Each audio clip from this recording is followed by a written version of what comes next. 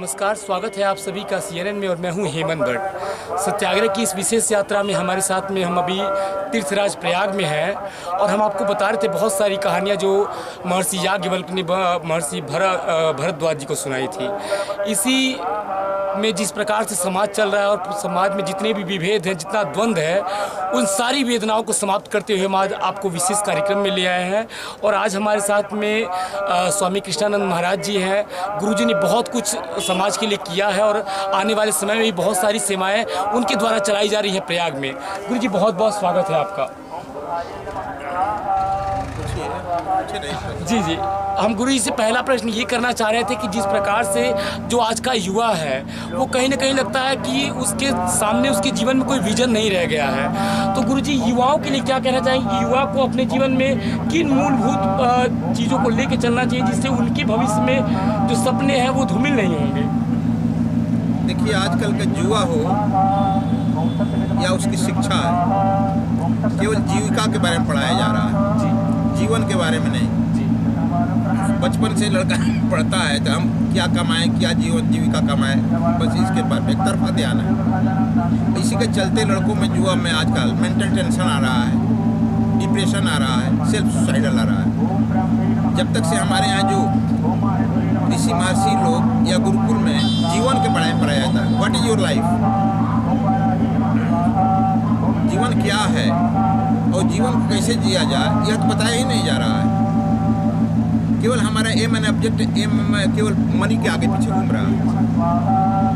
जब तक से हम आज के युवा वर्ग को जीवन के बारे में नहीं बताएंगे, जीवन के रहस्य के बारे में नहीं बताएंगे कि आत्मोक्षार्थ जगत हितायश्च, तुमको आत्मोक्ष के लिए पहला लक्ष्य होना चाहिए कि आत्मोक्ष हो, और आत्मोक्ष के लिए साधना करनी ही होगी और जगत के काम हो करना होगा।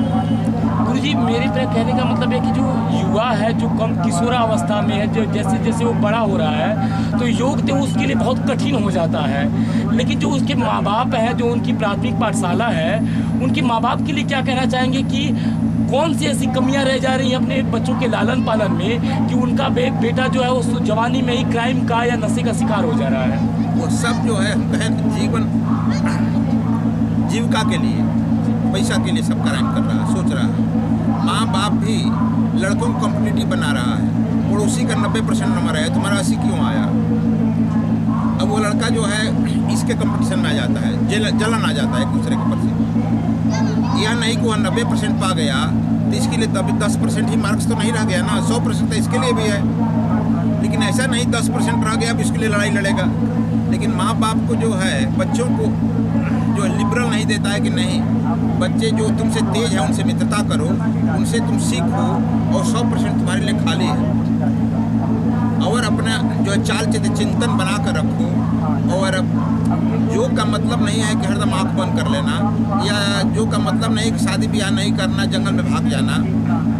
राम, कृष्ण, बुद्ध, महावीर जो भी आपके यहाँ हुए हैं, भारत की ऋषि परंपरा रही है, संन्यास परंपरा नहीं रही है। संन्यास तो बुद्ध ने शुरू किया और बुद्ध के बाद से संन्यास परंपरा दिखा दी कि शंकराचार्य ने शुरू किया। बुद्ध शुरू किए, इस पर शंकराचार्य शुरू किए, और उसी परंपरा में ईसा मसीह ने शुरू किया। इसके बाद भारत की तो पहले परंपरा सन्यासी, ये थी ऋषि परंपरा। ऋषि लोग पति पत्नी के साथ रहते थे और पढ़ाते थे। हमारे यहाँ चतुर्वर्ण व्यवस्था है, पहला ब्रह्मचर्य रहो। कहाँ आजकल ब्रह्मचर्य की शिक्षा दी जाती है? आजकल तो शिक्षा में कह दिया कि ब्रह्मचर्य नाम का कुछ चीज़ नहीं है, फालतू बकवास है। हार्मोन्स जो है फॉर्मेशन होगा ही होगा, निकलना है, निकलेगा ही निकलेगा। जो 24-25 वर्ष तक ब्रह्मचर्य रहेगा, 25 वर्ष गृहस्थावस्था में जाएगा, तब उसका लड़का राम पैदा होगा, कृष्ण पैदा होगा, बुद्ध महावीर पैदा होगा। वासना से लड़का मन का ग्रसित हो जाता है, बचपन से ही वासनात्मक लड़के पैदा होने लगते हैं। अब 25-50 वर्ष के बाद हमारे यहाँ शुरू हो जाता था, 50 बाद 51 होता है ना, माने 51 में you must have to go with वन फॉरेस्ट। 51 माने वन, 52 वन, 2 साल का अवधि में वन चले जाओ। तो जब वह 51-52 साल का लड़का आचार्य बन जाएगा और वह जब शिक्षा देगा तो चूंकि उसका तो 20 साल का लड़का हो चुका है, उसको अनुभव अपना दे चुका है, अब वो समाज में आ गया। अब वह जब 20-25 साल शिक्षा दे रहा है तब वह जो है इसके बाद संन्यास ग्रहण करता है। अभी क्या है, कॉलेजों में आप देखिएगा 20-25 साल का लड़का भी है, 20-25 साल का उसका लेक्चरर भी है, क्या उसका बात मानेगा? ये हर चीज़ जो है कंफ्यूज हो गया, पूरा समाज कंफ्यूज है, दिशाहीन हो गई। ये दिशाहीन होने का कारण मैकले एजुकेशन है। नहीं तो गुरु जी, मैं यही प्रश्न आपसे करना चाह रहा था फिर से कि ये कुरीतियाँ जो है, ये जो बुरा जो दुष्प्रभाव पड़ रहा है समाज पे, इसका उत्थान कैसे होगा? हमको इससे अलग जा कर के जो प्रकाश हमारे जीवन में होना चाहिए, वो प्रकाश पड़ेगा कैसे? उस प्रकाश तक हम कैसे पहुँचेंगे? हाँ, देखिए, हमारे यहाँ कल बोले थे, जब भारत स्वतंत्र हुआ तो पहला जो है शिक्षा मंत्री बना दिया गया मुसलमान को जी, और वह कहा कि मुसलमान यूनिवर्सिटी खुल सकती है लेकिन हिंदू यूनिवर्सिटी नहीं खुल सकती है। आप जो है यूनिवर्सिटी में, स्कूल में क्या नाम है, कुरान पढ़ा सकते हो, बाइबल पढ़ा सकते हो, गीता रामायण नहीं पढ़ा सकते। हमारे जो पूर्वज हैं, राम है, कृष्ण हैं, इनके बारे में जानना होगा ना, उनका चरित्र हमारे यहाँ आएगा ना, ऋषि मुनियों का ना है, गर्ग, गौतम, भारद्वाज, अत्रि, तो ये से तो हमको दूर कर दिया गया। तो हम क्या करेंगे? मैकाले का एजुकेशन आ गया। और आप जानते हैं कि ईसा मसीह बिना बाप का लड़का है, he the son of without father.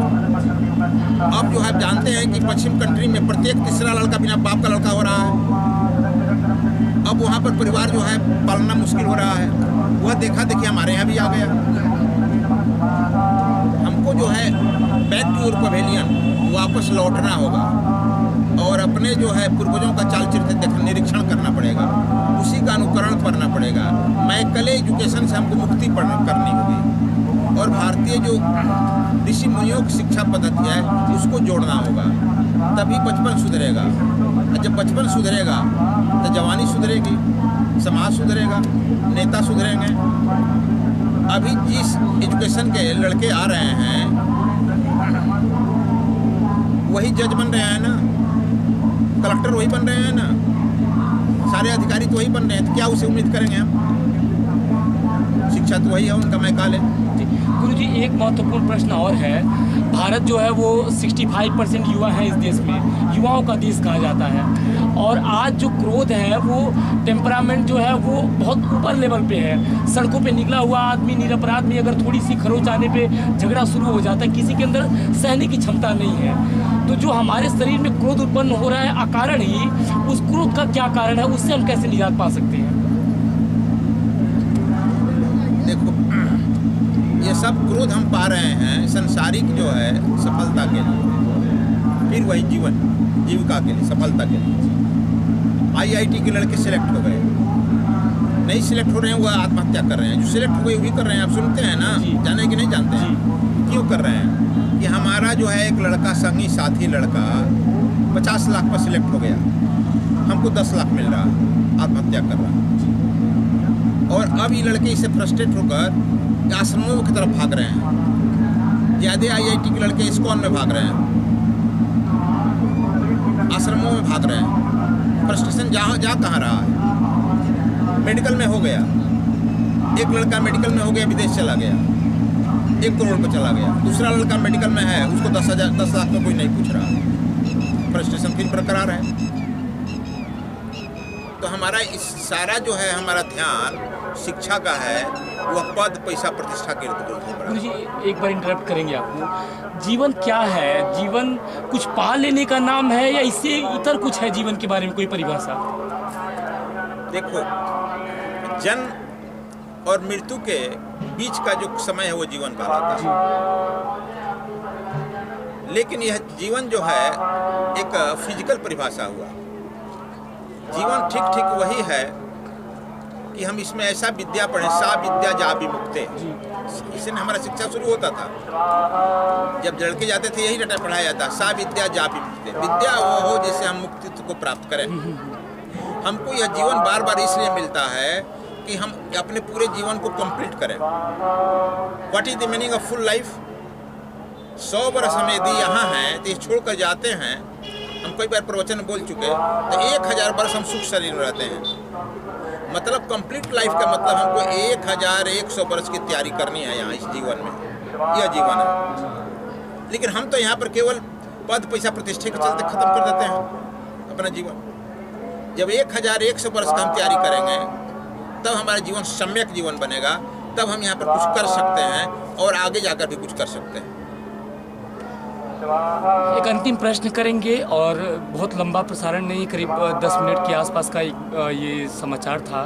गुरुजी, आपने ये महत्वपूर्ण समय दिया, उसके लिए बहुत बहुत आभार। एक प्रश्न बहुत सूक्ष्म सा है और बहुत सारे लोगों से मैंने अपने मन की व्यथा के बारे में ऐसा पूछा था कि रामचरितमानस में गोस्वामी जी ने लिखा है, इतना सारा द्वंद्व इस पे होता रहा कि गोस्वामी जी ने लिख दिया कि पूजा ही भी प्रसन्न गुणहीना और शूद्र न पूजा ही भी प्रवीणा। तो इसमें वो आचरण की वजह से उस व्यक्ति को शूद्र कह रहे हैं या जो ये वर्ण व्यवस्था बनाई गई है उसमें वो भेद डालना चाहते हैं गोस्वामी जी? क्या कारण रहा होगा एक कवि ने इस तरीके का भाव लिख दिया इतने बड़े रामायण में? देखिए, आप बहुत तार्किक प्रश्न पूछ रहे हैं आप लोग, लेकिन इंटेलेक्चुअल क्लास के हैं लोग, सोचना चाहिए कि जो तुलसीकृत रामायण लिखे हैं वो हस्तलिपि मिली नहीं। जानते हैं कि नहीं जानते हैं? नहीं जानते हैं, जान लीजिए। हस्तलिपि मिली नहीं। 2 हस्तलिपि लिखे थे, एक तो काशी के ब्राह्मणों ने जला दिया, एक जो है वहाँ अकबर का जो मंत्री थे टोडरमा, काशी भैदैनिक ब्राह्मण मंत्री थे टोडरमा, उनके यहाँ जमा किए थे। आज वो प्रति खोजी गई, मिला नहीं। तो यह जो है तुलसीदास का जब वो रामायण जलाया गया तो उस पर 6 हथौड़ी चली। 250 वर्षों के बाद प्रियादास ने प्रचारित किया इस रामायण को। नाम याद रखिए, प्रियादास एक भक्त हुए हैं, भक्तमान, वो उन्होंने प्रचारित किया 250 वर्षों बाद।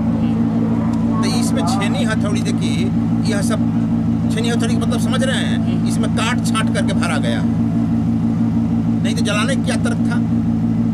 यदि पूजनीय विप्र वेद विहीना, तब रावण को पूजा क्यों नहीं किया जाता? उस रामायण में देखिए कथा प्रसंग में किस ब्राह्मण को पूजा किए? रावण से ब्राह्मण कोई बड़ा मिलेगा क्या? पूजा किए हैं? नहीं। तब किस ब्राह्मण का पूजा किए? निखात को भरत भाई कहे, सबरी का जूठा खाए। यह सब काट छांट किया गया है और जोड़ा गया है, कुछ खास स्वार्थी वर्गों ने अपने लिए जोड़ दिया। अब तुलसीदास बेचारे फंस गए। गुरु जी, देश के लोगों को और जो सनातन धर्म के अनुयायी हैं उनके लिए क्या देना चाहेंगे, क्या संदेश देना चाहेंगे? देखिए, सनातन धर्म जो है जाति वर्ण व्यवस्था विहीन है। यह जो है छुआछूत नहीं माना है। यदि मानता तो राम मानते, भरत भाई निखात को नहीं कहते, गले से नहीं लगाते, सबरी का जूठा पैर नहीं खाते। आज लोग भी शूद्र का लोग जूठा पैर नहीं खाएंगे क्या? लेकिन राम का तो रावण का तो नहीं खाए गई, मुझे सुने नहीं। तो यह आजकल काल है कि हमको जो है, जो यहाँ पर गुणवत्ता के आधार पर चतुर्वर्ण माया सृष्टि, कृष्ण कहते हैं गीता में, चतुर्वर्ण माया सृष्टि गुण कर्म विभाग सा, चतुर्वर्ण तो मैं किया हूँ गुण कर्मों के आधार पर। कर्म की प्रधानता थी। हाँ, देखते वाल्मीकि भी लोग कहते हैं शूद्र थे, लेकिन वाल्मीकि के कर्म के आधार पर लव कुश के गुरु बने कि नहीं बने? अभी जो आप देखते हैं कि यहाँ रविदास जी हरिजन थे, लेकिन ये भी मीराबाई के गुरु बन गए। कबीरदास का तो नाम जरूर सुने होंगे, उनके गुरु रामानंद मुसलमान थे।